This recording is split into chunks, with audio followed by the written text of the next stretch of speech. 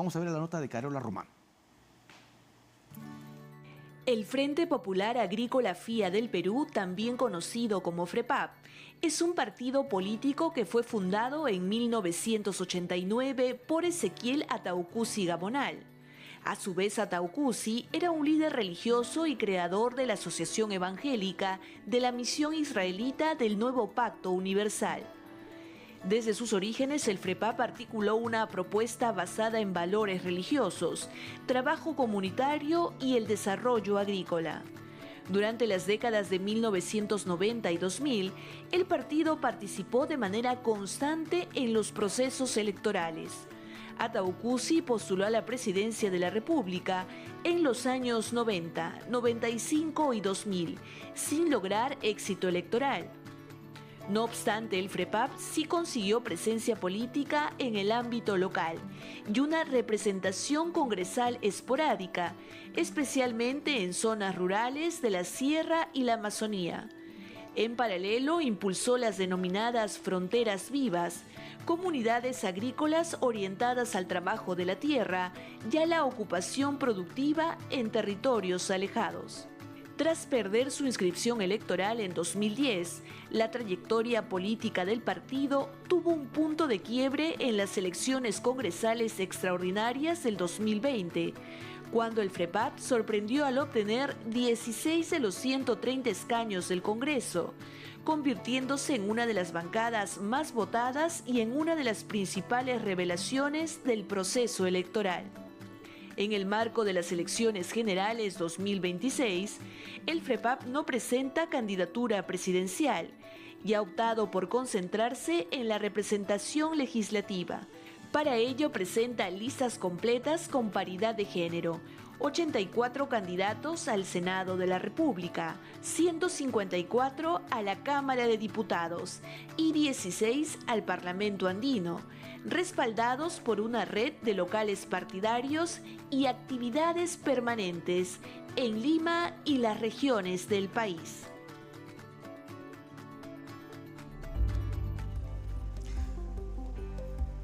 Bien, ahí teníamos entonces el repaso, Karina, de lo que significa el trabajo que ha hecho el Frente Popular Agrícola del Perú, FIA, como se denomina FREPAP, desde su creación en el año 1986 a la fecha. Saori Lifoncio está con nosotros en estudio, gracias por acompañarnos. Muchas gracias. Sabemos que no tienen candidato a la presidencia, quería preguntarle primero eso, ¿por qué en este año no han presentado un candidato a la presidencia y más bien se están concentrando tanto en el Congreso como en el Parlamento andino? Sí, efectivamente. Buenas noches primero con ustedes, buenas noches al público televidente que el día de hoy nos está viendo. Desde el Frente Popular Agrícola de la FIA del Perú agradecemos esta invitación y efectivamente nosotros no tenemos candidato presidencial, sin embargo nos estamos presentando para senadores, diputados y Parlamento andino, porque como ustedes bien saben, en este contexto político tan agitado que venimos desarrollando, ¿no? De alguna u otra manera, las decisiones que se tomen desde la Cámara de Diputados y desde el Senado son decisiones importantes para el país. Y nosotros, ya muy respetuosos de la ley peruana, en esta ocasión nos estamos presentando en estas dos instancias. Saori, pero en la elección anterior, el 2021, tampoco presentaron candidato presidencial. No, tampoco presentamos en la elección anterior. Si bien es cierto, tuvimos un gran porcentaje de candidatos al Congreso, tuvimos 15 congresistas, porque de alguna u otra manera nosotros teníamos en claro las leyes que nosotros queríamos proponer desde el legislativo para con la población peruana. Yo me pregunto, ¿no será el conflicto entre los hermanos Ataucusi? Porque actualmente don Jonás Ataucusi Molina es el líder del partido, pero sin embargo tiene otros hermanos con los que existían hasta procesos judiciales. Sí, mire, respecto a ello nosotros así como todos los partidos políticos, hemos tenido elecciones internas, ¿no? Y en estas elecciones internas hemos hecho las elecciones que nos han permitido a nosotros el día de hoy, en este caso, ser el rostro del FREPAP a través de las candidaturas para diputados y senadores. No estamos hablando de un partido que ha elegido a dedo sus candidatos, sino que se debe a la militancia y a través de ello los procesos democráticos internos que el mismo Jurado Nacional de Elecciones, conjuntamente con la OMPE, han garantizado. Claro, pero no se trata de un resquebrajamiento del partido, entonces, ¿cómo aparentemente pues, se ha dado a conocer a través de algunas declaraciones o se ha dado a conocer a través de algunos eventos? No, definitivamente no, porque nosotros venimos trabajando de la mano con el presidente del partido, ¿no? En todas las coordinaciones que venimos desarrollando, no solamente para presentarnos en estos momentos como candidatos a Cámara de Diputados y Senadores y Parlamento Andino, sino también en todo el trabajo político que hacemos a través de las bases. ¿Y qué van a hacer para no obtener el mismo porcentaje de la elección pasada, que fue el 4.85%? Es decir, estuvieron casi al filo de poder pasar la valla electoral, pero quizás porque no hubo ese motor, porque el candidato presidencial es por lo general el motor que jala justamente los demás vagones, ¿verdad? ¿Por qué ahora repetir la misma fórmula y, digamos, poder enfrentar también una situación similar? Sí, mire, efectivamente, nosotros ahora justamente nos venimos preparando para poder representar al pueblo peruano, porque somos un partido con trayectoria política, somos un partido que representa este frente popular. Hablamos de toda la nación peruana, no solamente estamos fraccionados por algunos estilos socioeconómicos, sino a todo el pueblo peruano. Entonces, tenemos una gran labor para estas elecciones, que es lograr los porcentajes adecuados para poder ingresar en la Cámara de Diputados y con senadores también. Señora Ildefonso, nos gustaría explicarle cuál es la dinámica del programa normalmente y también a nuestra audiencia recordarle que noche a noche tenemos como invitada a un candidato a la presidencia. En este caso, el FREPAP, a no tener un candidato a la presidencia, tenemos un representante que ha sido elegido por el propio partido para asistir a esta entrevista. En el marco justamente de todo un proceso que se ha desarrollado de manera transparente con un sorteo en el cual estuvieron representantes de cada una de las agrupaciones. Y del Jurado Nacional de Elecciones también. Vamos a tratar 7 temas, los que más le preocupan a los peruanos, pasando desde la inseguridad ciudadana hasta políticas de infancia. Pero primero vamos a tener un minuto para que nos comente desde el FREPAP qué políticas, qué leyes van a aprobar en contra de la inseguridad ciudadana. Sí. Nosotros como FREPAP, de hecho, estamos muy preocupados por la situación que se viene desarrollando. Cada día nuestros hermanos peruanos se levantan sin saber si van a llegar vivos a sus casas, el transporte público, las bodegas, los pequeños emprendedores vienen siendo extorsionados. Y pues tenemos índices altos como 6 peruanos asesinados, ¿no?, en el marco de esta problemática. Una de las cosas que nosotros queremos trabajar en los primeros 100 días, ¿no?, de legislación es el tema de las leyes procrimen. Sabemos que existen leyes que han debilitado este proceso de poder hacer toda la imputancia de conocer, por ejemplo, a quienes nos están extorsionando, el levantamiento de la información telefónica, el levantamiento de la información bancaria y pues el tema de que no salgan de nuestro territorio peruano, porque es importante que ellos sigan el debido proceso aquí en nuestro territorio y de esa manera garantizar a los peruanos de a pie. Se venció el minuto. Gracias. Vamos al otro minuto, que es la segunda pregunta, que sobre todo nos sirve también para las redes sociales, que es importante. ¿Por qué un elector peruano debería dar su voto, dar su confianza a un candidato a senador o diputado del FREPAP, a diferencia de otra agrupación política? Sí, por supuesto. El pueblo peruano tiene que depositar nuestra confianza en nosotros, porque nosotros conocemos sus necesidades. Cuando hemos ido, en este caso, hemos tenido congresistas, hemos trabajado de la mano por el pueblo, hemos generado las demandas que ellos tenían en salud, en educación, en la lucha contra la corrupción, que ha sido una de las cosas que nosotros hemos trabajado arduamente en este proceso legislativo. Y el día de hoy, otra vuelta, nos volvemos a presentar para que nuestros hermanos peruanos puedan confiar en nosotros, porque somos un partido que tiene trayectoria y hemos demostrado en el campo nuestras habilidades. Correcto. Bueno, usted lo ha dicho antes de un minuto. Sí. Importante, interesante. Muy bien, Saori Ildefonso, representante del FREPAP, está con nosotros. Vamos a conversar sobre esta hora varias políticas que desde el Congreso ustedes estarían proponiendo precisamente para tratar varios problemas que actualmente tiene el país. Así que vamos a hacer una pausa muy cortita, pero regresamos para desarrollar más de estos temas. Gracias por seguir con nosotros. Estamos en Tu Decisión 2026. Estamos con Saori Ildefonso en estudios, es representante del FREPAP.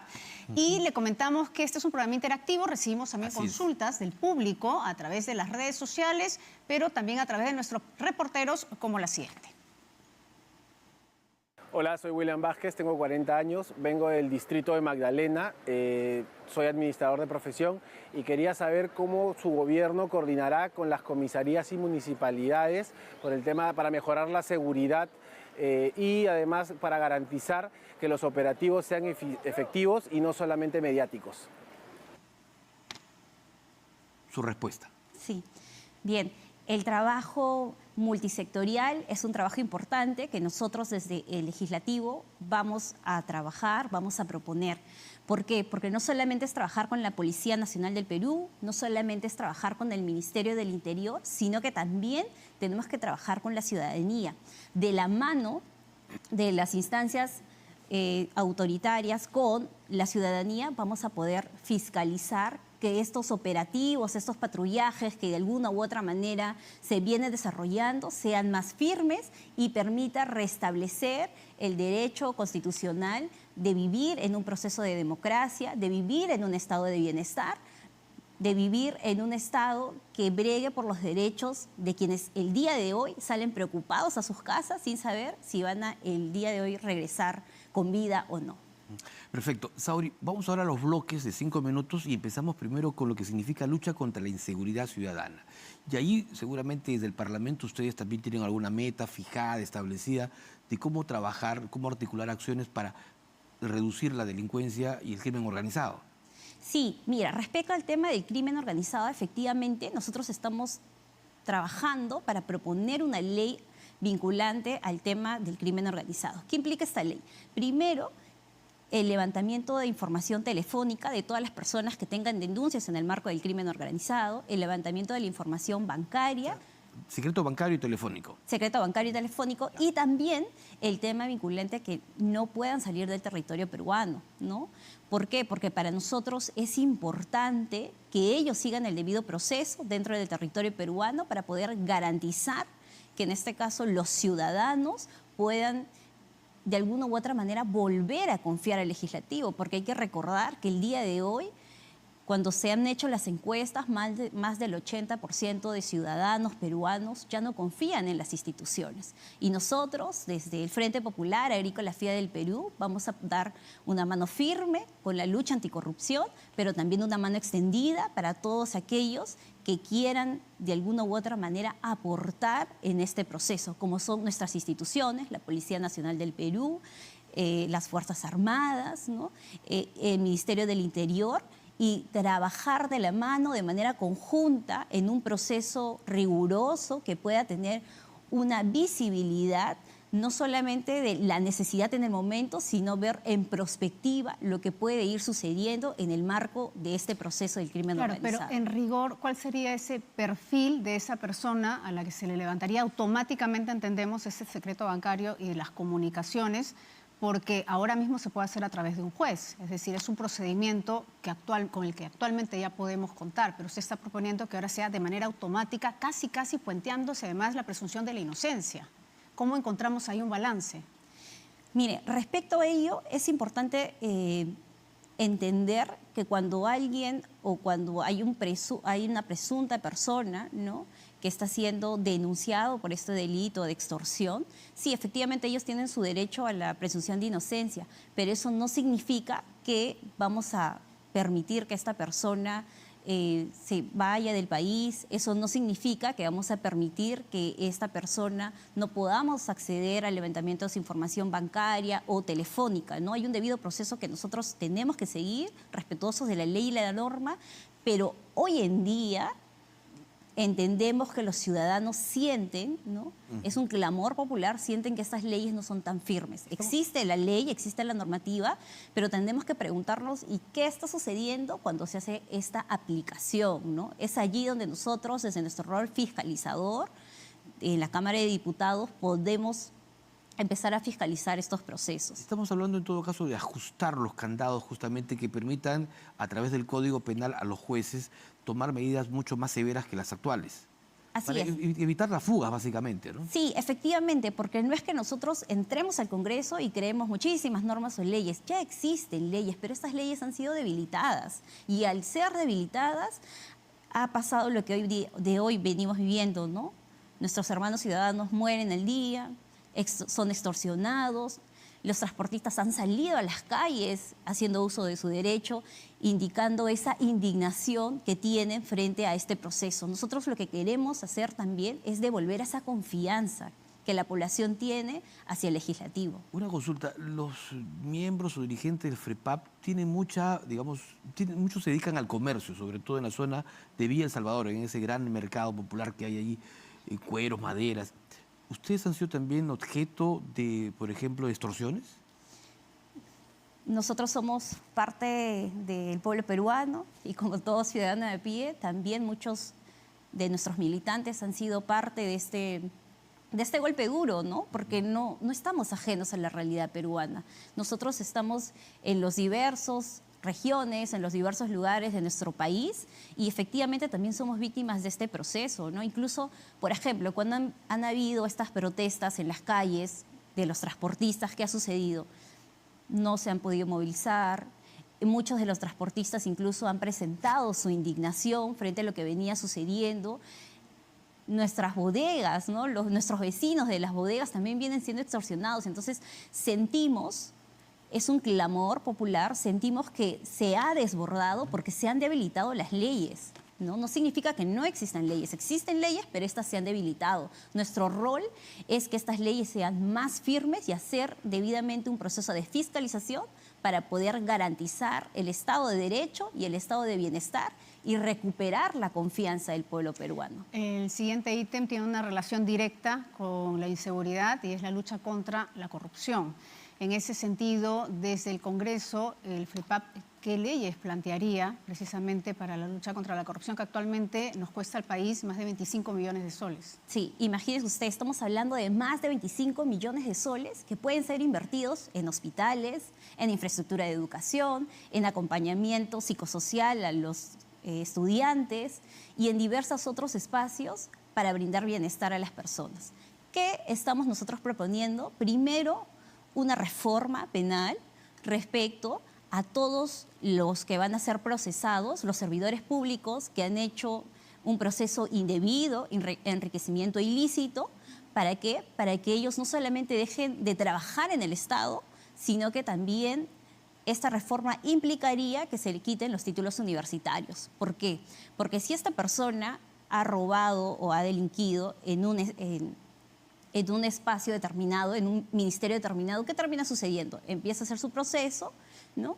Y luego se va a otra institución y termina haciendo las mismas prácticas. Entonces no se garantiza de alguna u otra manera esta posibilidad de decir, basta ya. Que se rompa la cadena. Rompes la cadena, ¿no? No se garantiza. Entonces nosotros lo que creemos es generar un proceso de sanción para que ellos ya no puedan estar en el Estado, porque si no están en los estamentos de los diversos ministerios, terminan en los gobiernos locales, terminan en los gobiernos regionales y esta cadena sigue continuando, es de sin acabar. O sea, estamos hablando de una inhabilitación para cualquier función pública de manera ya permanente durante toda su vida. Así es, estamos hablando de un proceso de inhabilitación. ¿Por qué? Ojo, de la función pública, no de su vida cotidiana como ciudadano, ¿no? No del sector privado, sino del sector público. ¿Por qué quitarle el título universitario? Porque si nosotros hemos visto y revisamos la normativa, ya existen procesos de inhabilitación. Sin embargo, ¿qué ha sucedido? Esto no ha parado, se ha aumentado. Estamos hablando, como se mencionó en su momento, de más de 25 millones de soles malversados, mal invertidos, que han quitado oportunidades a los peruanos, a las infancias, a las juventudes, a los adultos mayores. Es dinero que bien pudo ser invertido en procesos de trabajo con la población. Claro, el problema ahí es también que muchas de estas personas que han cometido este tipo de delitos luego son representantes de otras empresas, es decir, el nombre de la empresa cambia, pero el delincuente sigue siendo el mismo. Entonces, ahí hay un proceso que hay que identificar para que esa persona no vuelva a trabajar, no vuelva a ser proveedor, no tenga ningún vínculo con el Estado, ¿no? En ese sentido, ¿hay alguna ley o algún proyecto que afine más? Sí, por supuesto. Cuando nosotros hablamos de identificar, siempre siempre es importante tener en cuenta ello, ¿no? Hoy se presentan como A y mañana se presentan como B y termina siendo la misma persona. Exacto. Entonces, ¿qué necesitamos? Necesitamos que nuestro sistema de proveedores sea también un sistema más riguroso, ¿no? Que de alguna u otra manera nuestra normativa se vuelva más rigurosa de la que ya es y de la que ya tenemos para poder garantizar el debido proceso de las contrataciones y evitar esta malversación y todo este proceso que luego hemos visto y vemos en las noticias, ¿no? Cómo finalmente termina teniendo un impacto negativo en la sociedad. En el ideario del FREPAP se califican como un partido teocrático y moralizador. Bajo ese aspecto, ¿qué acciones tomarían ustedes frente a los congresistas que puedan ser elegidos senadores o diputados del FREPAP que cometan o que puedan estar vinculados a algún acto irregular, al mal uso de los recursos públicos? O, por ejemplo, lo que está de moda, mochar sueldos.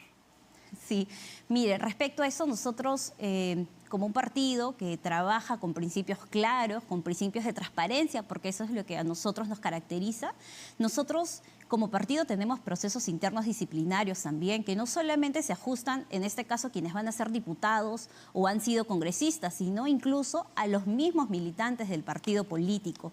No hacemos ninguna distinción por procesos de jerarquía, sino que a través de nuestro proceso disciplinario que nosotros tenemos, desarrollamos diversas acciones para todos los militantes por igual. No se hace ningún proceso de excepción. ¿Expulsarían del partido de inmediato de comprobarse un hecho de este tipo?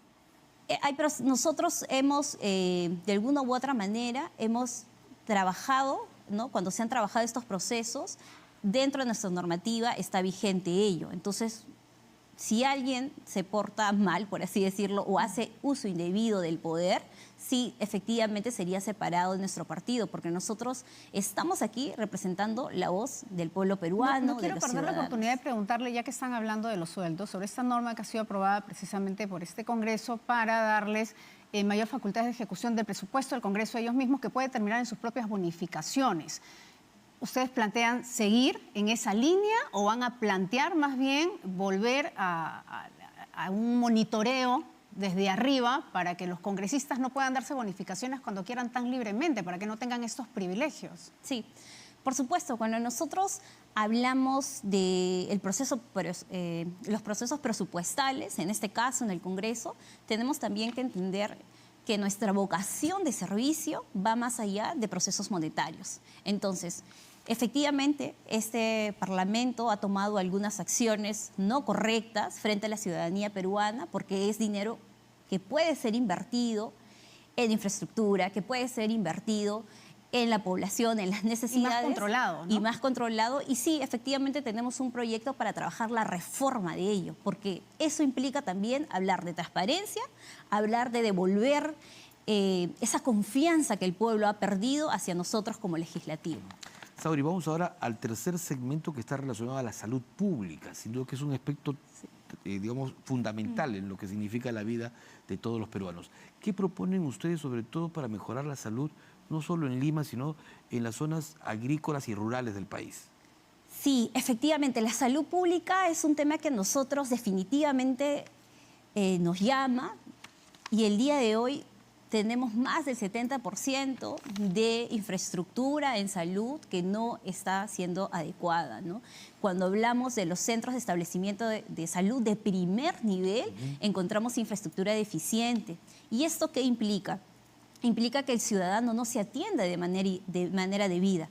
Y muchas veces, por todas las colas que se realizan, regresan a sus casas, van a las farmacias, usan paliativos y luego vuelven otra vez cuando esto ya ha colapsado. ¿Y esto qué hace?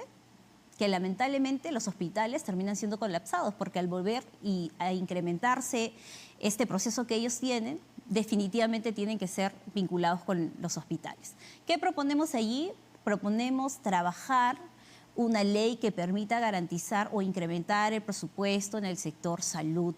¿Por qué? Porque si en Lima metropolitana, donde están la gran mayoría de las instancias físicamente, el Ministerio de la Mujer, el Ministerio de Salud y los otros ministerios, encontramos centros de salud deficientes, esto aún es mucho mayor en las zonas rurales, donde se encuentran nuestros hermanos de la sierra y de la selva del país. Entonces, allí es importante nosotros también entender que han habido reformas vinculantes a procesos del aparato estatal, poder vincular a muchos de los médicos, ¿no?, a través de los SERUM que vayan a estos espacios, pero también no solamente implica la contratación, sino también darle condiciones, ¿no? Hemos visto que para poder ellos transportarse a estos establecimientos de salud, pues tienen que viajar. Han perdido la vida, de hecho. Han perdido la vida, tienen que viajar horas.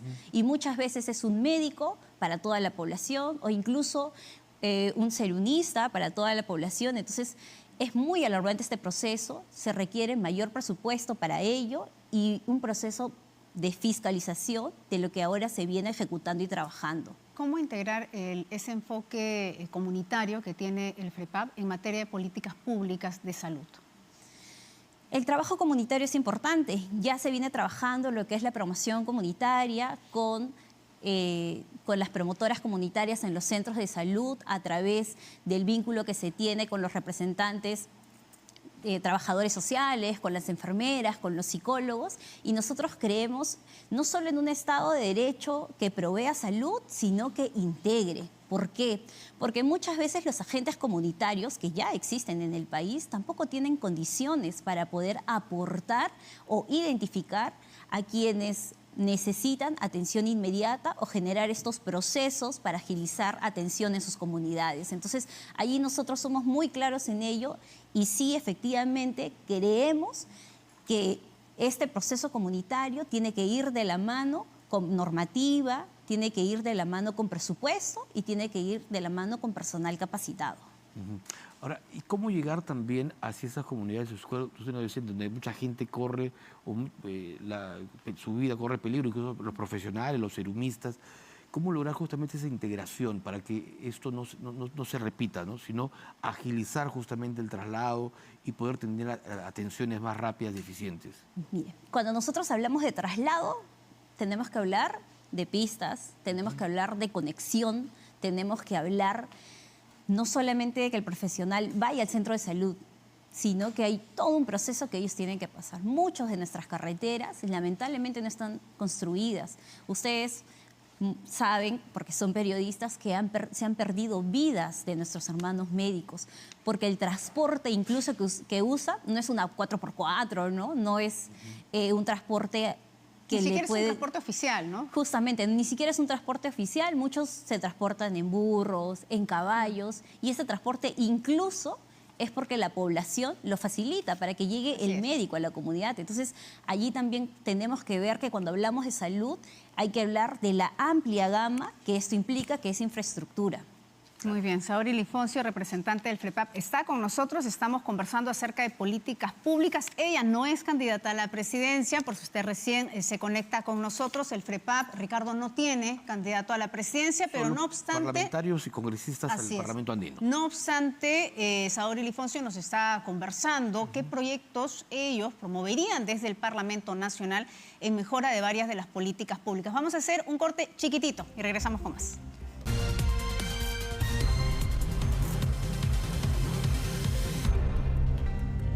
Volvemos a Tu Decisión 2026. Tenemos como invitada esta noche a Saori Lifoncio, representante justamente del Frente Popular Agrícola de Perú, conocido como FREPAP. Como sabemos, esta agrupación política no lleva candidato presidencial, pero sí al Congreso. Bajo ese concepto, ustedes tienen representantes en todas las regiones. Vamos ahora a la materia educativa, que es otro aspecto importante justamente que vamos a tocar. Y en el ideario ustedes hablan mucho de valores y moral. ¿Cómo justamente apuntar a recuperar esos valores? ¿Cómo se puede trabajar desde el Congreso en ese aspecto? Mire, el tema educativo es un tema que nos preocupa a todos. Nuestros niños, nuestros jóvenes, no entienden lo que leen. El proceso de lógico, matemático también son muy bajos.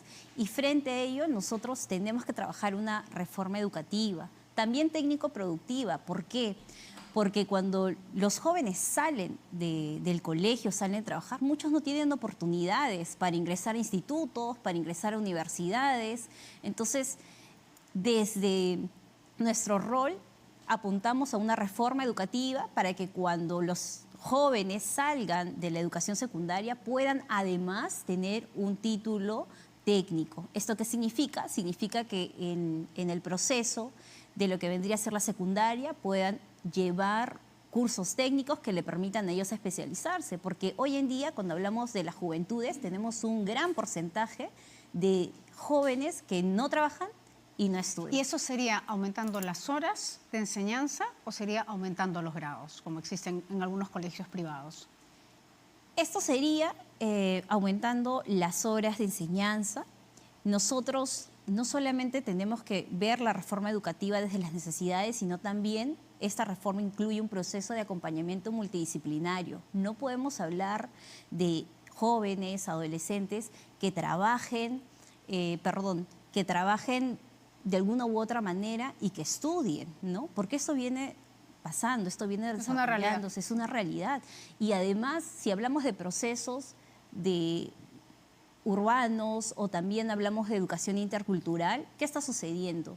Nuestras niñas están siendo víctimas de violencia sexual por parte de sus docentes y hablamos allí de un proceso y de un acompañamiento que vincule al psicólogo, al trabajador social y al docente.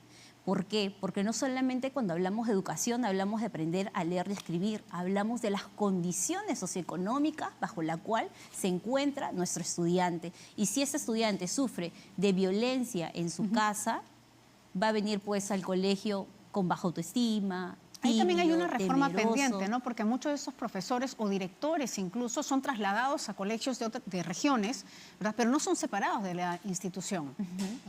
O sea, no tienen una sanción. Siguen enseñando, solo que son trasladados como si fuera una carpeta nueva, como si comenzaran desde cero y nadie se entera que posiblemente hayan sido denunciados por violación. Eso tiene que cambiar, pero inmediatamente. Por supuesto, porque nosotros cuando hablamos de educación, vuelvo y repito, necesitamos garantizar la educación pública, porque la educación privada, de alguna u otra manera, ya tiene estándares de calidad. ¿Y por qué? Porque el ciudadano paga por esta educación. Pero la gran mayoría de infantes, de adolescentes, de jóvenes, accede a la educación pública y tenemos que preguntarnos qué está sucediendo con nuestra educación pública y allí viene lo que tú indicas, ¿no? Separar al docente no solamente de la institución educativa, sino hasta que termine su proceso de investigación, separarlo del ejercicio. Esto es importante porque el año 2015 hubo un reportaje que se establecía en los programas dominicales de que comunidades israelitas mantenían adolescentes bajo el argumento de estudios y que habrían incurrido algunas malas prácticas. O sea, ¿eso ha cambiado?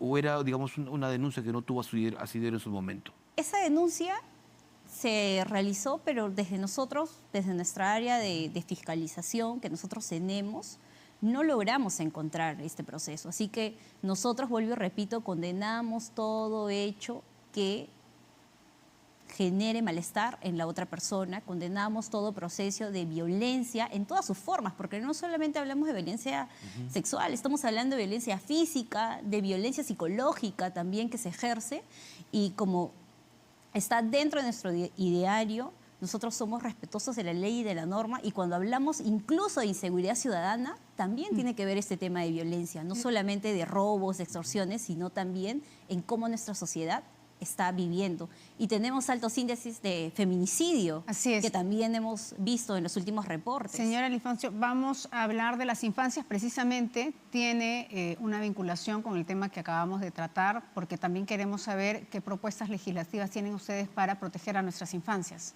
Sí, mire, cuando nosotros conversamos con todo el equipo técnico y empezamos a ver cuáles son las normativas de infancia, hay dos cosas que se aquejan mucho, que es la desnutrición infantil, ¿no?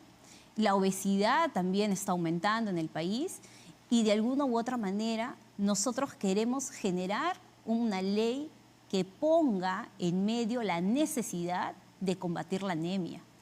¿Por qué? Porque nuestros niños que sufren de anemia son personas que luego no van a poder desarrollarse de manera adecuada a comparación del que no sufre de anemia, y nuestros índices son muchísimos altos. Y aquí hay que preguntarnos algo, siendo un país tan rico en diversidad, tan rico en productos de la agricultura, tenemos que vincularlo. Aquí viene algo que nosotros hablamos, que es la soberanía alimentaria, ¿no? ¿Por qué? Porque la soberanía alimentaria tiene que ir de la mano con la nutrición para nuestros infantes. Muchas veces la economía solamente del pueblo peruano solamente da para acceder quizás a productos que tienen muchos químicos, quizás a productos que no nutren, pero sí son productos de fácil acceso.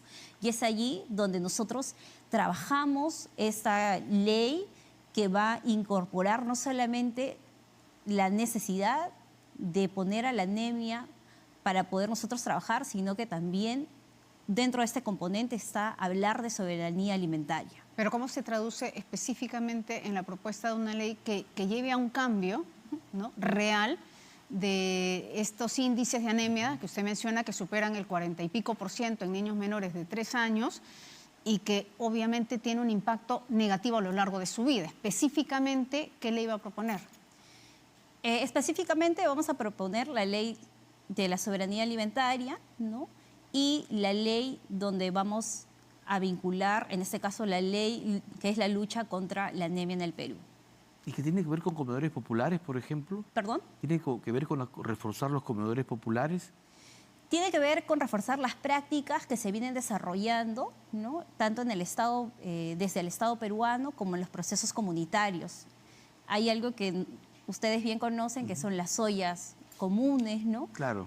Y es importante nosotros entender que estos productos no necesitan venir desde Lima para ir a regiones, sino que son productos que están en las regiones y que tienen que ser consumidos en los mismos territorios, porque hay mucha diversidad, pero lamentablemente volvemos al proceso centralista de Lima, proveedor, cuando en realidad están en los territorios. Bien, estamos con Saori Lifonso, representante del FREPAP, quien está explicando una a una las propuestas que tienen en diversas materias justamente de llegar al Congreso. Vamos a hacer una pausa, pero al regresar vamos a hablar de otras políticas públicas como políticas migratorias y también promoción de la cultura. Así es, pausa y retornamos aquí en Tu Decisión 2026.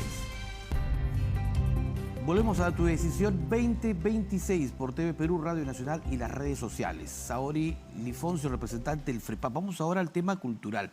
Y justamente las lenguas originarias son un aspecto trascendental, sobre todo en las comunidades en donde ustedes tienen muchísima presencia y donde, por ejemplo, los medios públicos también tenemos, digamos, programas en diversas lenguas.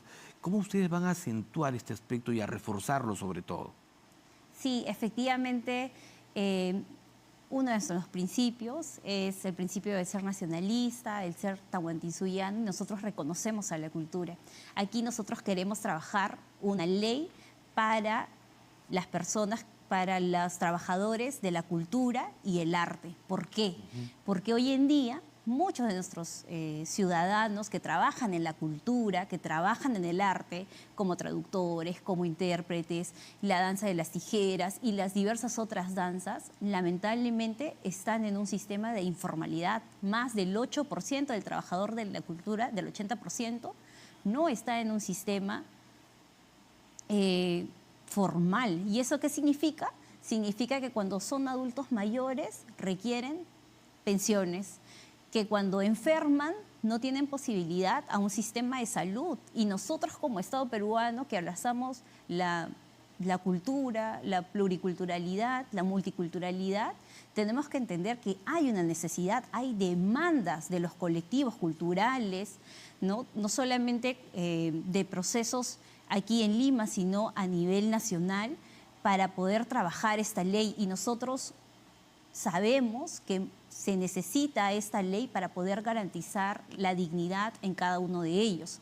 ¿Qué va a suceder? Si nosotros no trabajamos este proceso de pensiones para los trabajadores de la cultura y el arte, o no trabajamos este proceso del sistema de salud, va a venir sucediendo lo que hoy sucede hoy en día.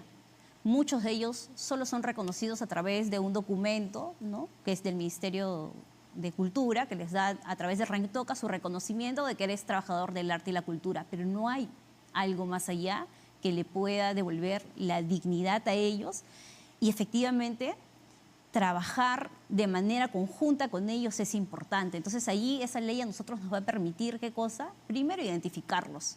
El Ministerio de Cultura ya los ha identificado. Nos toca a nosotros abrir quizás ese proceso de identificación para todos los trabajadores del arte, de la cultura, y después de ello empezar a ver cuál es su proceso de cada uno de ellos, cómo vienen trabajando y desarrollándose, porque tenemos que empezar también a formalizarlos, ¿no? Señor Ildefonso, nos toca ahora el tema de las políticas migratorias. El FREPAP, aunque sabemos que no es el único tema que nos preocupa, muchos de los ciudadanos peruanos estamos preocupados por esa falta de control en nuestras fronteras, la que ha llevado a una migración importante de ciudadanos que tributan, que son responsables, que nos ayudan al desarrollo del país, pero también aquellos que están delinquiendo. ¿Hay alguna política específica en torno a ese tema? Sí, en específico se está trabajando lo que vendría a ser la ley de control y gestión de los procesos migratorios. ¿Para qué? Para poder garantizar que quienes migran a nuestro país puedan trabajar de manera oportuna, coherente, que nos permitan a nosotros aportar, y quienes vienen solo a delinquir pues sean retirados de nuestro territorio. ¿Qué ha sucedido? La migración se ha desarrollado en estos últimos años y nosotros como Estado no hemos estado preparados para poder hacer el control debido. ¿Y qué ha sucedido? Ha empezado un desborde. Entonces nosotros primero queremos, a través de esta ley, primero queremos identificar, ver quiénes son, en qué parte de nuestro territorio peruano están, qué acciones están realizando y en base a ello empezar a quienes delinquen que regresen. Pero sería otro empadronamiento, porque actualmente ya están empadronados. El delincuente, usted entenderá, no está formalizado. Es decir, yo me llamo con tal nombre y robo y soy sicario de lunes a viernes, ¿verdad? O sea, a ese delincuente no se le va a poder identificar. Específicamente, ¿cómo los vamos a encontrar? ¿Cómo los vamos a expulsar? Mire, en este proceso de identificación, como usted dice, si bien es cierto, ya existe, volvemos a lo que nosotros creemos importante: la firmeza, la rigidez, la aplicabilidad de esta ley. Y ahí viene nuestro rol de fiscalizador a estos procesos. Entonces, es para nosotros importante trabajar este proceso y también hablar de algo que nosotros creemos que son las fronteras vivas, ¿no? En las fronteras vivas están los territorios donde muchos de nuestros ciudadanos, de los hermanos peruanos, vienen trabajando, pero no tienen salud, no tienen acceso a educación.